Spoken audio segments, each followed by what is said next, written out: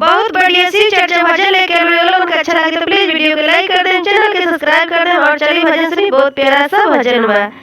सातों नदिया परवा से हमें जलवा ले आईनी गुरुजी। सातों नदिया परवा से हमें जलवा ले आईनी गुरुजी। खोली न केवड़िया जलवा ढार देती है गुरुजी। खोली न केवड़िया जलवा ढार देती है गुरुजी। सातों नदिया परवा से तू जलवा ले आइलू सीसिया। खुलल बा केवड़िया जलवा ढार ले तू सीसिया। सातों नदिया परवा से तू जलवा ले आइलू सीसिया। खुलल बा केवड़िया जलवा ढार ले तू सीसिया। सासू जी के बोलिया कर जवा साले गुरुजी। कर जवा साले गुरुजी। अरे खोली न केवड़िया दर्शनवा को लेती गुरुजी।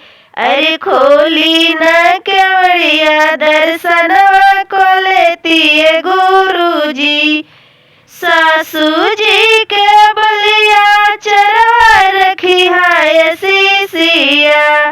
सासू जी के बलिया चरवा रखी है सीसिया।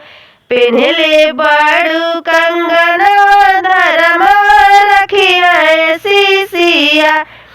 पिन्हले बाड़ू कंगनवा धरमवा रखी है सीसिया।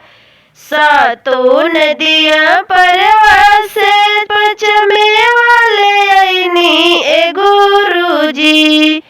सातों नदिया परवा से पचमेवा ले आईनी गुरुजी।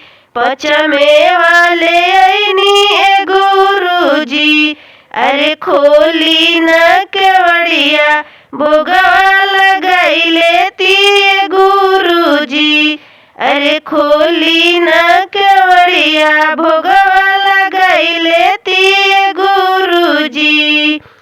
सातों नदिया परवा से तू पचमेवा ले आइलू सीसिया। पचमेवा ले आइलू सीसिया। अरे खुलल बा केवड़िया भोगवा लगाई ले तू सीसिया। अरे खुलल बा केवड़िया भोगवा लगाई दे तू सीसिया। अरे जेठ जेठानी के बोलिया न सहाला गुरुजी।